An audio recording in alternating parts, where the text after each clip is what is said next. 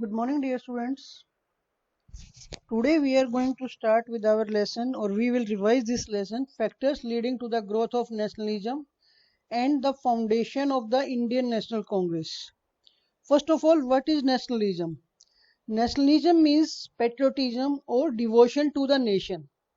दो तरह का नेशनलिज्म है, एक एक्सट्रीम नेशनलिज्म, एक नेशनलिज्म. नेशनलिज्म मीन्स हम अपने देश से प्यार करते हैं.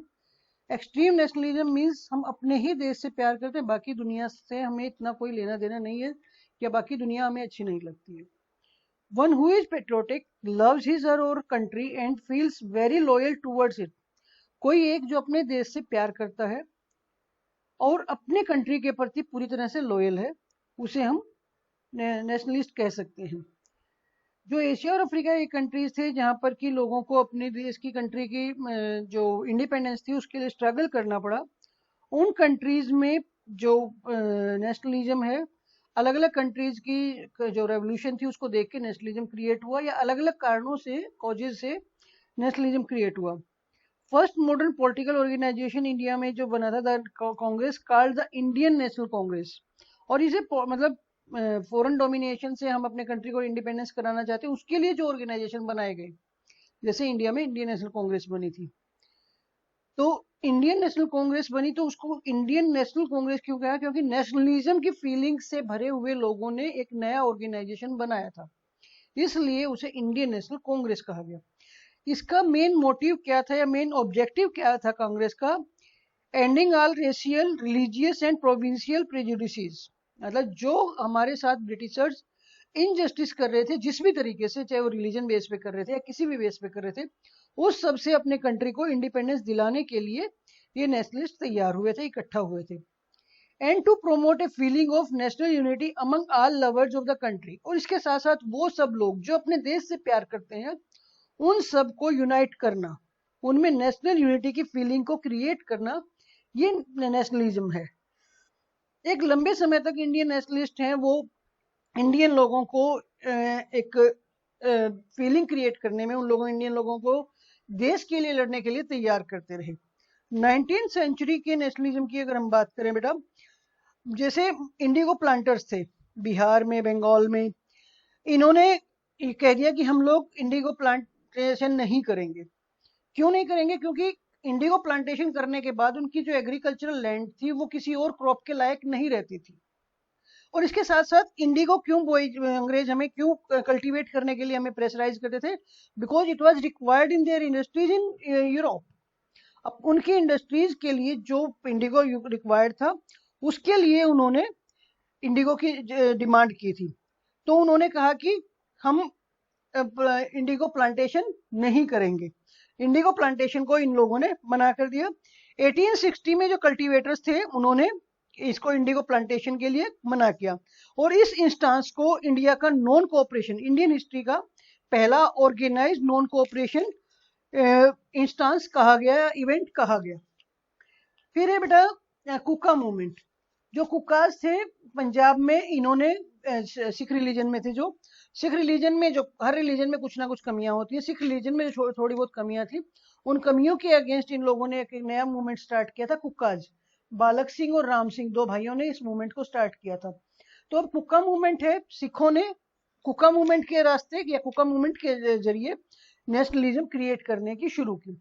फिर दक्कन में या साउथ में वासुदेव बलवंत फड़के, उन्होंने वहां के साउथ के लोगों को इकट्ठा किया और नेशनलिज्म क्रिएट किया. और ब्रिटिशर्स के अगेंस्ट लड़ने के लिए इन लोगों को उन्होंने 1879 से 1833 तक अलग अलग एरियाज में वो जाते हैं और ब्रिटिश राज के अगेंस्ट, ब्रिटिश रूल के अगेंस्ट लोगों को अवेयर करते रहे कि हम लोगों को इनके अगेंस्ट लड़ना, अपने देश को इंडिपेंडेंट कराना. इसके साथ साथ बहुत सारे सोशल और रिलीजियस रिफॉर्म मूवमेंट्स भी हुए, जिनमें राजा राम मोहन राय का नाम, राजा राम मोहन राय एक प्रोमिनेंट लीडर थे, या प्रोमिनेंट इंडियन पर्सनैलिटी कह सकते हैं, जिन्होंने इंडियन हिस्ट्री में एक इम्पोर्टेंट रोल प्ले किया. उन्होंने इंडियन हिस्ट्री में जैसे सती सिस्टम था उसको खत्म करवाने के लिए एक इम्पोर्टेंट रोल प्ले किया. इसके साथ साथ उन्होंने बहुत सारे जो स्कूल, ब्रह्मो समाज के को एस्टेब्लिश किया, विडो रीमैरिज के लिए काम किया, तो आइडियल वर्शिप के अगेंस्ट इन्होंने काम किया. तो बहुत सारे ऐसे काम थे जो राजा राम मोहन राय ने किए थे, और उन्हें इंडियन मॉडर्न हिस्ट्री का या मॉडर्न एज का रिनेंसा का इंडियन उसको फादर भी कहा जा सकता है। इंडियन रिनेंसा का या मॉडर्न हिस्ट्री का फादर भी कहा जा सकता है। 1828 में उन्होंने ब्रह्मो समाज एस्टेब्लिश किया था और 1829 में उनके जो काम थे, उन्होंने जो एफर्ट्स किए थे, उनकी वजह से ही सती सिस्टम है वो बैन हो पाया था। 1818 में उन्होंने अपना जो एंटी सती क्रूसेड था वो स्टार्ट किया था और 1829 में वो अपने इस उसमें मूवमेंट में सक्सेसफुल रहे थे। इसके साथ साथ उन्होंने बहुत सारी बुक्स लिखी थी। वो इंग्लिश के को मानते थे कि इंग्लिश एजुकेशन या वेस्टर्न एजुकेशन यहाँ के बच्चों को पढ़ाई जानी चाहिए। अब उसके लिए उन्हें लगता था कि अगर वेस्टर्न एजुकेशन यहाँ के बच्चे पढ़ेंगे तो जो यहाँ की सोसाइटी में जो बुराइयां हैं उन बुराइयों को खत्म किया जा सकेगा। उन बुराइयों को खत्म करके सोसाइटी से बहुत सारी चीजों को दूर किया जा सकेगा। जैसे सती सिस्टम है, सती सिस्टम को खत्म किया गया।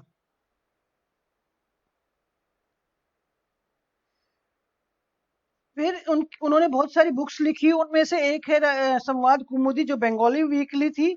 उसके बाद उन्होंने एक पर्शियन पेपर, बहुत सारी लैंग्वेजेस जानते थे राजा राम मोहन राय, तो उन्होंने बहुत सारी बुक्स लिखी अलग अलग लैंग्वेजेस में। जैसे कि संवाद कुमुदी है वो बंगाली में लिखी थी। मिरातुल अखबार है वो पर्शियन न्यूज़पेपर, पर्शियन पेपर था, उसको उन्होंने लिया। और इनको तो दोनों ही जो न्यूज़पेपर थे इनके या संवाद कुमुदी है जी, इन दोनों में ही उन्होंने जो नेशनलिज्म की फीलिंग है उसको क्रिएट करने के लिए, ये जो यूथ था उसके लिए उन्होंने एक इम्पोर्टेंट रोल प्ले किया था।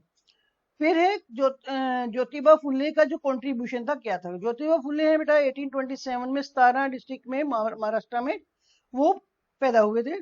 एक फ्लावर ग्रोइंग फैमिली, यानी कि जो गरीब फैमिली हम कह सकते हैं, उस फैमिली में पैदा हुए थे। गार्डनर के एज ए गार्डनर वो कह सकते हैं कि वो बड़े हुए। फुले उनके जो नाम के साथ लगा, गार्डनर की वजह से उनके नाम के साथ लगा। उन्होंने जो सोशल रिफॉर्मर्स के, जो उस टाइम के जो सोशल रिफॉर्मर्स थे उनको लेकर बहुत ज्यादा वो इंस्पायर थे उनसे। और उन्हें लगता था कि उन्हें भी कुछ ऐसा काम करना चाहिए जो अपनी सोसाइटी की वुमेन्स के अपलिफ्टमेंट के लिए काम कर सके। तो उन्होंने जो लोअर कास्ट के लोग थे उनके लिए काम किया। उन्होंने एक बुक लिखी थी स्लेवरी के ऊपर। ब्रिटिशर्स के टाइम पे स्लेवरी सिस्टम काफी प्रोमिनेंट था, काफी कॉमन था। तो स्लेवरी के ऊपर उन्होंने एक बुक लिखी थी गुलामगिरी। जो उस समय ब्राह्मण डोमिनेशन था और पॉवर्टी की जो हार्डशिप थी, उन दोनों को उन्होंने गुलामगिरी बुक में कंपेयर किया कि किस तरीके से जो अपर क्लास के लोग थे वो लोअर क्लास के लोगों को इल ट्रीट करते थे। फिर उन्होंने एक सत्य शोधक समाज है वो खोला, उसको बनाया, उसकी फाउंडेशन की। तो 24 सितंबर 1873 को सत्य शोधक society means society of the seekers of the truth. Truth की जानने वाले लोग या ट्रुथ की पहचान करने वाले लोगों के लिए उन्होंने एक नई सोसाइटी बनाई थी। इसके साथ साथ इन्होंने बहुत सारे स्कूल्स खोले थे जो गर्ल्स एजुकेशन के लिए। और माना जाता है कि जो फर्स्ट गर्ल्स स्कूल था इंडिया का 1848 में, वो फुले ने ही एस्टेब्लिश किया था, ज्योतिबा फुले ने ही एस्टेब्लिश किया था। फिर है कि उनके जो डिफरेंट सोशल रिफॉर्मर्स के काम के साथ साथ जो इंडियन प्रेस थी या इंडियन लिटरेचर था, उसने भी एक इम्पोर्टेंट रोल प्ले किया नेशनलिज्म क्रिएट करने में। जो प्रेस थी, राजा राम मोहन राय थे, जो संवाद कुमुदी के बंगाली की जो बुक थी 1821 में, जो नेशनलिस्ट कैरेक्टर की जो बुक थी, उसको उन्होंने वो किया था, एस्टेब्लिश किया था। फाउंडर मेंबर्स में से एक में थे वो। और there had been a strict censorship on the publication of paper and journals. अब ये देखिए कि जो उस टाइम पे जो बुक्स वगैरह होती थी उनके ऊपर ब्रिटिश गवर्नमेंट की तरफ से स्ट्रिक्ट सेंसरशिप होती थी। इंडियंस हैं डायरेक्टली अपने न्यूज़पेपर्स में, वीक जो मैगजीन्स थी उनमें ब्रिटिशर्स के अगेंस्ट कुछ नहीं लिख सकते थे। बट ये लोग क्या करते थे कि चोरी छुपे ब्रिटिशर्स के अगेंस्ट अपनी बुक्स में या मैगजीन्स में या न्यूज़पेपर्स में अपनी बातें लिखते रहते थे। फिर दादा भाई नौरोजी हैं, उन्होंने राष्ट्र गोफ्तार एक गुजराती न्यूज़पेपर थे, उनको लंबे समय तक उन्होंने उसको एडिटेड किया। फिर ईश्वर चंद्र विद्यासागर थे, उन्होंने सोम प्रकाश एक बुक थी, उसको उन्होंने बंगाली में 1858 में स्टार्ट किया। इसके साथ साथ सेकंड सेंचुरी में बहुत सारी डेली न्यूज़पेपर्स वगैरह हैं इंडिया में आने लगे थे। इसमें जो टाइम्स ऑफ इंडिया है 1861 में, फिर पॉइनियर 1865 में, स्टेट्समैन 1875 में, बहुत सारे न्यूज़पेपर्स आए। इसके साथ साथ एक न्यूज़पेपर आया अमृत बाजार पत्रिका, जो एंग्लो बंगाली वीकली थी, 1867 में वो स्टार्ट की गई। उसके बाद later it was converted into English daily. पहले वो बंगाली में थे लेकिन बाद में उसको इंग्लिश डेली में कन्वर्ट कर दिया गया था। फिर जो द ट्रिब्यून है लाहौर में स्टार्ट हुआ 1877 में। द हिंदू मद्रास में, चेन्नई में 1878 में एस्टेब्लिश हुआ। तो ये जो सारे पेपर्स थे ये सारे के सारे डायरेक्टली इनडायरेक्टली इन्फ्लुएंस क्रिएट करने के उसमें रहते थे, इंडियंस में नेशनलिज्म क्रिएट करने की कोशिश करते थे। फिर इंडियन जो लिटरेचर थे, इसके साथ साथ जो बाल गंगाधर तिलक जी थे, उन्होंने केसरी और मराठा इन अपने न्यूज़पेपर्स में जो उनके थे उसके जरिए भी आम जनता तक अपनी जो फीलिंग्स थी नेशनलिज्म क्रिएट करने में एक इम्पोर्टेंट रोल प्ले किया। फ्रीडम और नेचुरल राइट्स के लिए लोगों को जगाया, जैसे उन्होंने कहा था स्वतंत्रता मेरा जन्मसिद्ध अधिकार है, मैं इसे लेकर रहूंगा। तो इस तरह से इन लोगों ने नेशनलिज्म क्रिएट करने में अपना इम्पोर्टेंट रोल किया, लिटरेचर और प्रेस ने। जो नेशनल लिटरेचर था, जैसे भारत दुर्दशा नाम से हरिश्चंद्र का भारतेंदु हरिश्चंद्र जी का एक प्ले था, जिसने लोगों को अवेयर किया कि हम लोगों को ब्रिटिशर्स किस तरीके से इल ट्रीट कर रहे हैं and we should fight for our rights. Then Bankim Chandra Chatterjee ने जो आनंद मठ नाम के जो सन्यासियों ने जो वहां पर उस वक्त सन्यासी थे, उन्होंने एक स्ट्रगल मूवमेंट या रिवोल्ट स्टार्ट किया था, और उसमें इन्होंने आनंद मठ में उस सन्यासी का जो रिवोल्ट था उसके बारे में लिखा है। और Bible of the modern Bengali patriotism माना गया आनंद मठ को। क्यों माना गया? क्योंकि उसका जो फेमस सॉन्ग जिसे हम वंदे मातरम, या जो आज हमारा नेशनल सॉन्ग भी है, वो उसी से लिया गया था। वंदे मातरम का सॉन्ग है, उस वक्त के बच्चों के मतलब बच्चे बच्चे की जुबान पे था। और वंदे मातरम का नारा हर कोई आपस में, जैसे आजकल हम गुड मॉर्निंग गुड इवनिंग बोलते हैं, इस तरह से वंदे मातरम का नारा है, वंदे मातरम का स्लोगन है, हर कोई उसको यूज करता था।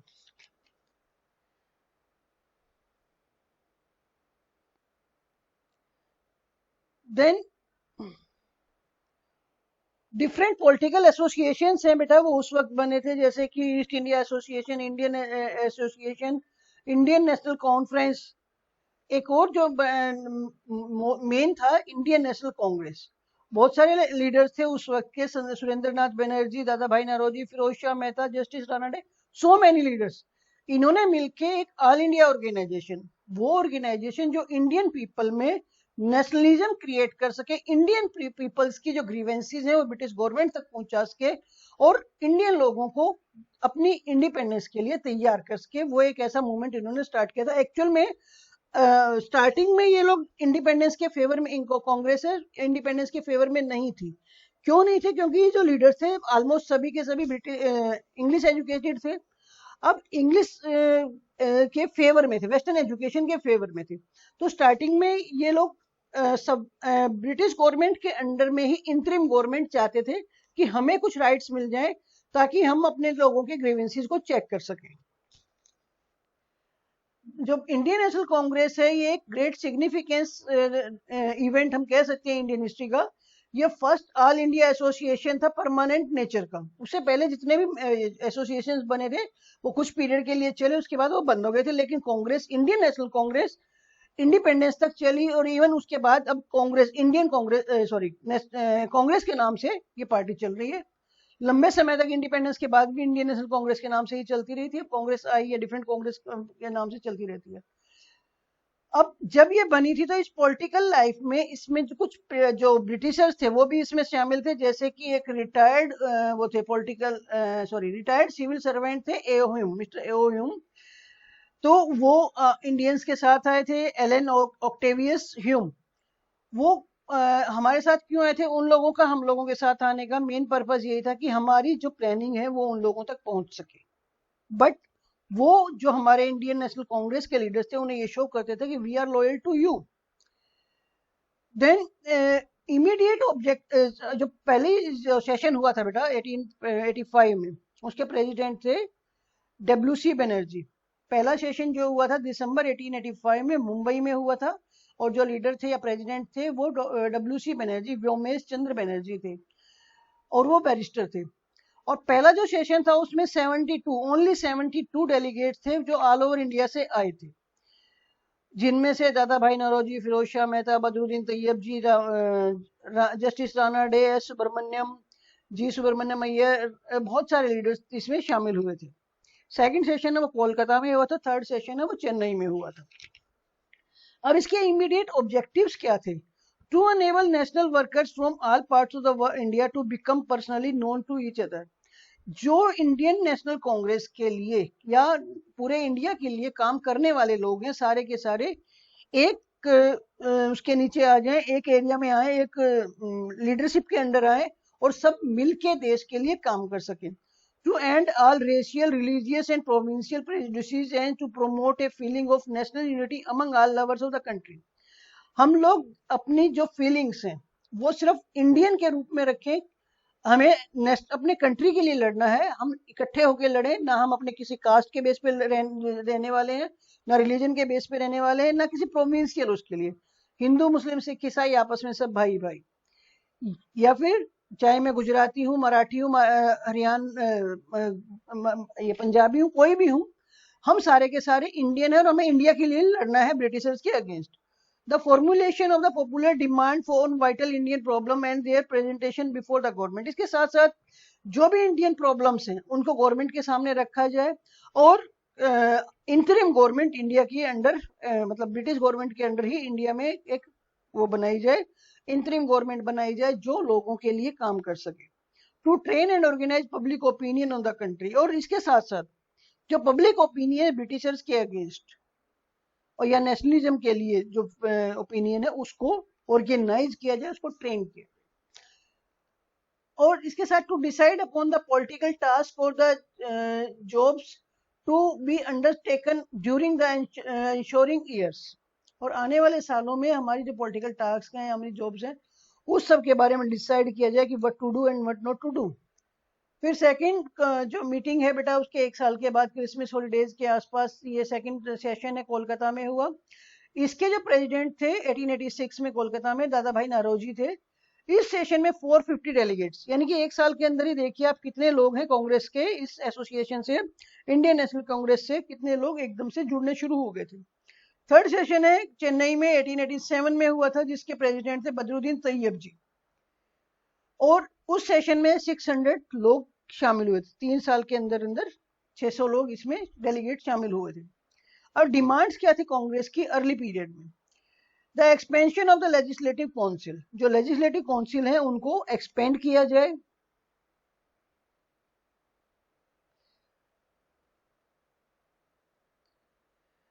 Greater representation of Indians in legislative bodies. इसके साथ साथ जो इंडियंस हैं उनकी लेजिस्लेटिव बॉडीज में रिप्रेजेंटेशन है उसको इंक्रीज किए जाए। To form legislative council in the provinces which has no such political bodies. और जहां पर कोई, जिन प्रोविंसेस में कोई पॉलिटिकल बॉडी नहीं है, जो लेजिस्लेटिव काउंसिल वगैरह नहीं है, वहां पर लेजिस्लेटिव काउंसिल बनाई जाए। इसके साथ साथ to appoint Indians on higher position in the government official. उस वक्त क्या था बेटा कि जो इंडियंस थे उनको हायर पोस्ट पे अलाउ नहीं करते थे, अपॉइंट नहीं किया जाता था, ओनली ब्रिटिशर्स को ही हायर पोस्ट प्रोवाइड की जाती थी। तो इस चीज की भी डिमांड रखेगी कि जो इंडियन कैलिबर रखते हैं उन्हें हायर पोस्ट प्रोवाइड की जानी चाहिए। इसके साथ साथ जो सिविल सर्विस एग्जाम था जो लंदन में होता था, उसकी भी डिमांड रखेगी कि that should be in India and in London also. मतलब लंदन के साथ साथ वो इंडिया में भी होना चाहिए, so that maximum number of Indian can attend, go for that test। and then people's right to carry arms। इसके साथ साथ इंडियंस हैं उनको आर्म, एक आर्म एक्ट के अंदर इंडियन है वो आर्म्स नहीं रख सकते थे, तो अब उनको आर्म्स रखने की परमिशन भी दी जाए। इसके साथ साथ एक रॉयल कमीशन है वो बनाया जाए जो इंडियन की ग्रीवेंसेस हैं उनको चेक करने के लिए और इंडियन एडमिनिस्ट्रेशन को लुक आफ्टर करने के लिए एक ऑर्गेनाइजेशन बनाया जाए या रॉयल कमीशन है वो बनाया जाए। ये सारी की सारी डिमांड थी इंडियंस की। अब जो with the foundation of the Congress national movement went from strength to strengthen. अब इंडियन नेशनल कांग्रेस बनने के बाद जो इंडियंस की जो मूवमेंट थी वो मजबूत, डेली मजबूत ही होती चली गई और अल्टीमेटली 1947 में इंडिपेंडेंस गेन करके ही इंडियन नेशनल कांग्रेस है वो रुकी थी। इंडियन नेशनल कांग्रेस ने टाइम टू टाइम बहुत सारे मूवमेंट स्टार्ट किए थे, non cooperation movement, civil disobedience movement, quit India movement, and ultimately it became successful for gaining independence.